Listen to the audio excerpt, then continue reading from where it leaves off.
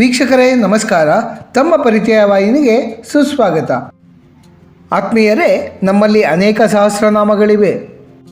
ಸಹಸ್ರನಾಮಗಳಲ್ಲಿ ಬಹಳ ಪ್ರಸಿದ್ಧವಾದವುಗಳೆಂದರೆ ಲಲಿತಾ ಸಹಸ್ರನಾಮ, ಶಿವ ಸಹಸ್ರನಾಮ, ಗಣೇಶ ಸಹಸ್ರನಾಮ, ನರಸಿಂಹ ಸಹಸ್ರನಾಮ ಇತ್ಯಾದಿಗಳು.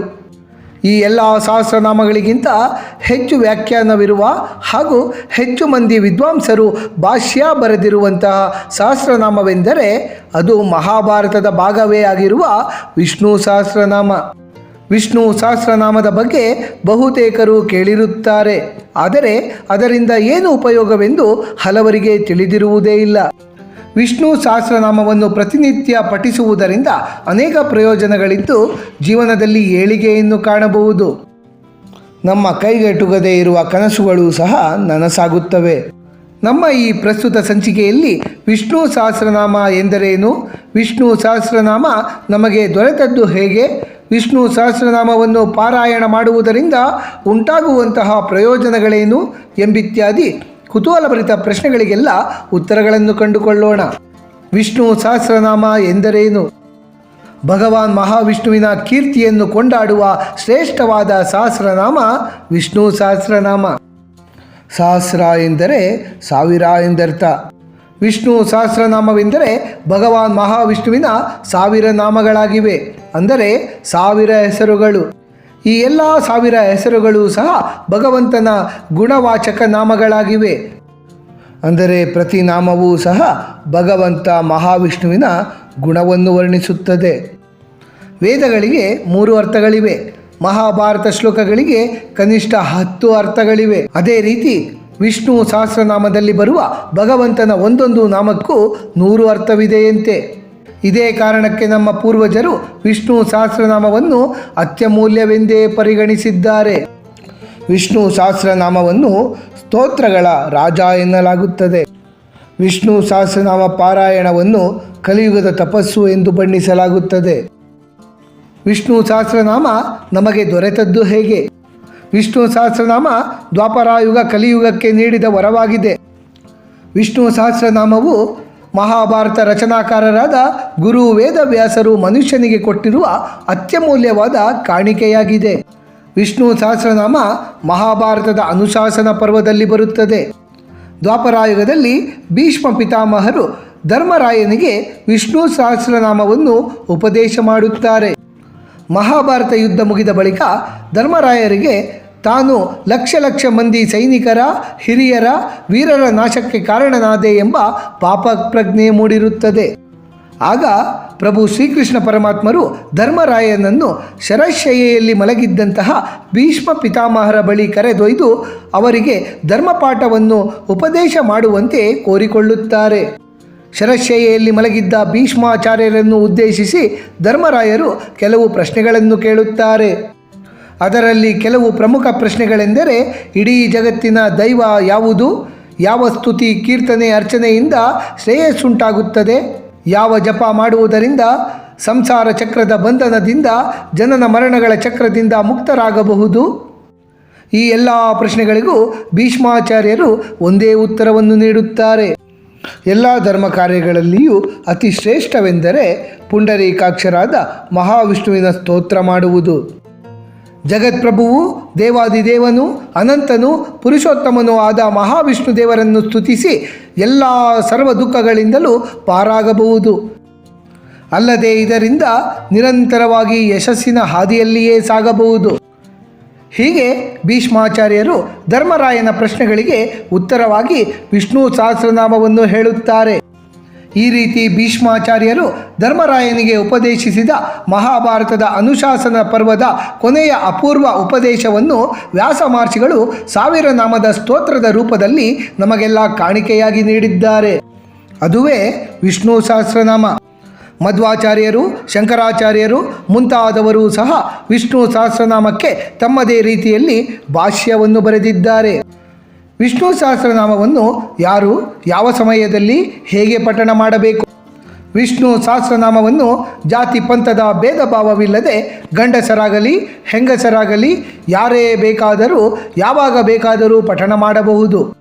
ಆದರೆ ವಿಷ್ಣು ಸಹಸ್ರನಾಮದ ಅರ್ಥವನ್ನು ತಿಳಿದು ಹೃದಯ ತುಂಬಿ ಭಕ್ತಿಯಿಂದ ಪಾರಾಯಣ ಮಾಡುವುದು ಬಹಳ ಮುಖ್ಯ. ವಿಷ್ಣು ಸಹಸ್ರನಾಮದಲ್ಲಿ ನಮಗೆ ತಿಳಿಯದೇ ಆಗುವ ಉಚ್ಚಾರ ದೋಷಗಳಿಗೆ ಕ್ಷಮೆ ಇದೆ. ಭೀಷ್ಮ ಏಕಾದಶಿ, ವೈಕುಂಠ ಏಕಾದಶಿ, ಅನಂತ ಚತುರ್ದಶಿ, ದೇವಶಯನಿ ಏಕಾದಶಿ, ದೀಪಾವಳಿ, ಪುರುಷೋತ್ತಮ ಮಾಸ, ತೀರ್ಥಕ್ಷೇತ್ರಗಳ ಯಾತ್ರೆ, ಹಬ್ಬ ಹರಿದಿನಗಳಲ್ಲಿ ವಿಷ್ಣು ಸಹಸ್ರನಾಮವನ್ನು ಪಠಣ ಮಾಡಿದರೆ ಬಹಳ ಶ್ರೇಷ್ಠ. ವಿಷ್ಣು ಸಹಸ್ರನಾಮವನ್ನು ಪೂರ್ವಾಭಿಮುಖವಾಗಿ ಅಥವಾ ಉತ್ತರಾಭಿಮುಖವಾಗಿ ಪಾರಾಯಣ ಮಾಡಬೇಕು. ವಿಷ್ಣು ಸಹಸ್ರನಾಮ ಪಠಿಸುವುದರಿಂದ ಆಗುವ ಉಪಯೋಗಗಳು. ಎಲ್ಲ ರೋಗ ರುಜಿನಗಳಿಗೂ ವಿಷ್ಣು ಸಹಸ್ರನಾಮವೇ ಮಹಾ ಔಷಧ ಎಂದು ಚರಕ ಸಂಹಿತೆ ಉಲ್ಲೇಖ ಮಾಡುತ್ತದೆ. ವಿಷ್ಣು ಸಹಸ್ರಮೂರ್ಧಾನಾಂ ಚರಾಚರ ಗುರುಂ ಹರಿಂ ಸ್ತುವನ್ನಾಮ ಸಹಸ್ರೇಣ ಜ್ವರಾನ್ ಸರ್ವಾನ ವ್ಯಾಪೋಹತಿ. ಅಂದರೆ ಬೇರೆ ಔಷಧ ಚಿಕಿತ್ಸೆಗಳಿಂದ ವಾಸಿಯಾಗದ ಉಲ್ಬಣ ರೋಗಗಳು, ಭೀಕರ ವ್ಯಾಧಿಗಳು ವಿಷ್ಣು ಸಹಸ್ರನಾಮದ ಪಠಣದಿಂದ ಸಂಪೂರ್ಣವಾಗಿ ನಿವಾರಣೆಯಾಗುತ್ತವೆ. ವಿಷ್ಣು ಸಹಸ್ರನಾಮ ಪಾರಾಯಣದಿಂದ ಕ್ಯಾನ್ಸರ್ನಂತಹ ಭಯಾನಕ ರೋಗಗಳು ಸಹ ನಿಯಂತ್ರಣಕ್ಕೆ ಬರುತ್ತವೆ. ವಿಷ್ಣು ಸಹಸ್ರನಾಮದಲ್ಲಿ ಅಲೌಕಿಕ ಶಕ್ತಿ ಇರುವುದನ್ನು ಅನೇಕ ಸಾಧಕರು, ಬೋಧಕರು ಅನುಭವಿಸಿದ್ದಾರೆ. ವಿಷ್ಣು ಸಹಸ್ರನಾಮದಲ್ಲಿ ಎಲ್ಲ ವೈದಿಕ ಮಂತ್ರಗಳನ್ನು ಸಹ ಸೇರಿಸಲಾಗಿದೆ. ಹಾಗಾಗಿಯೇ ವಿಷ್ಣು ಸಹಸ್ರನಾಮವನ್ನು ಪಠಿಸುವವರು ಮಾತ್ರವಲ್ಲದೆ ಶೋತೃಗಳು ಸಹ ಪ್ರಯೋಜನವನ್ನು ಕಂಡುಕೊಳ್ಳಬಹುದು. ಯಾರು ವಿಷ್ಣು ಸಹಸ್ರನಾಮವನ್ನು ಪಠಿಸುತ್ತಾರೋ ಅಥವಾ ಕೇಳಿಸಿಕೊಳ್ಳುತ್ತಾರೋ ಅವರಿಗೆ ಎಂದಿಗೂ ಸಹ ಕೆಡುಕುಂಟಾಗುವುದಿಲ್ಲ. ಮನುಷ್ಯನ ದೇಹ 72,000 ನಾಡಿಗಳಿಂದಾಗಿದೆ. ಈ ನಾಡಿಗಳಲ್ಲಿ 36,000 ನಾಡಿಗಳು ಎಡಭಾಗದಲ್ಲಿ, 36,000 ನಾಡಿಗಳು ಬಲಭಾಗದಲ್ಲಿ ಇರುತ್ತವೆ. ಈ ನಾಡಿಗಳಲ್ಲಿ ರಕ್ತ ಸಂಚಾರ ಸರಿಯಾಗಿ ಆದರೆ ಮನುಷ್ಯನಿಗೆ ಯಾವುದೇ ರೋಗವೂ ಬರುವುದಿಲ್ಲ. ವಿಷ್ಣು ಸಹಸ್ರನಾಮ ಪಾರಾಯಣದಿಂದ ನಮ್ಮ 72,000 ನಾಡಿಗಳಲ್ಲಿಯೂ ಪೂರ್ಣ ಪ್ರಮಾಣದ ರಕ್ತ ಸಂಚಾರವಾಗುತ್ತದೆ. ಆದ್ದರಿಂದಲೇ ವಿಷ್ಣು ಸಹಸ್ರನಾಮ ಭವರೋಗ ಪರಿಹಾರಕ. ವಿಷ್ಣು ಸಹಸ್ರನಾಮದಲ್ಲಿರುವಂತಹ 31ನೆಯ ಮಂತ್ರವನ್ನು ಸಂಜೀವಿನಿ ಮಂತ್ರ ಎನ್ನಲಾಗುತ್ತದೆ. ಅಮೃತಾಂ ಶುದ್ಭವೋ ಭಾನು ಶತಬಿಂದು ಸುರೇಶ್ವರ ಔಷಧಂ ಜಗತಃ ಸೇತು ಸತ್ಯಧರ್ಮ ಪರಾಕ್ರಮ. ಈ ಶ್ಲೋಕವನ್ನು ಪ್ರತಿನಿತ್ಯ 108 ಬಾರಿ ಪಠಣ ಮಾಡುವುದರಿಂದ ಸಾಯುವ ಹಂತಕ್ಕೆ ಹೋದವರು ಸಹ ಜೀವಂತವಾಗಿ ಬದುಕಿ ಬರಬಹುದು. ಒಬ್ಬೊಬ್ಬ ದೇವತೆಯ ಉಪಾಸನೆ ಮಾಡಿದರೆ ಒಂದೊಂದು ಫಲ ದೊರೆಯುತ್ತದೆ. ಬೃಹಸ್ಪತಿ ಆರಾಧನೆಯಿಂದ ಬ್ರಹ್ಮವರ್ಚಸ್ಸು, ಮಹಾಲಕ್ಷ್ಮಿಯ ಉಪಾಸನೆಯಿಂದ ಐಶ್ವರ್ಯ, ಅಗ್ನಿ ಆರಾಧನೆಯಿಂದ ತೇಜಸ್ಸು, ಗೌರಿ ಪೂಜೆಯಿಂದ ಸುಖ ದಾಂಪತ್ಯ, ಪಿತೃದೇವತೆಗಳ ಆರಾಧನೆಯಿಂದ ಸಂತಾನ ವೃದ್ಧಿ, ಈಶ್ವರ ದೇವರ ಆರಾಧನೆಯಿಂದ ವಿದ್ಯೆ ಹಾಗೂ ಒಳ್ಳೆಯ ಮನೋಭಾವ. ಹೀಗೆ ಒಬ್ಬೊಬ್ಬ ದೇವತೆಯಿಂದಲೂ ಒಂದೊಂದು ಸಿದ್ಧಿ ಪ್ರಾಪ್ತಿಯಾಗುತ್ತದೆ. ಆದರೆ ವಿಷ್ಣು ಸಹಸ್ರನಾಮ ಪಾರಾಯಣ ಮಾಡುವ ಮೂಲಕ ಈ ಎಲ್ಲ ಸಿದ್ಧಿಗಳು ಒಮ್ಮೆಲೆ ನಮಗೆ ಲಭಿಸುತ್ತವೆ. ವಿಷ್ಣು ಸಹಸ್ರನಾಮದ ಒಂದೊಂದು ಶ್ಲೋಕಕ್ಕೆ ಒಂದೊಂದು ಫಲವಿದೆ.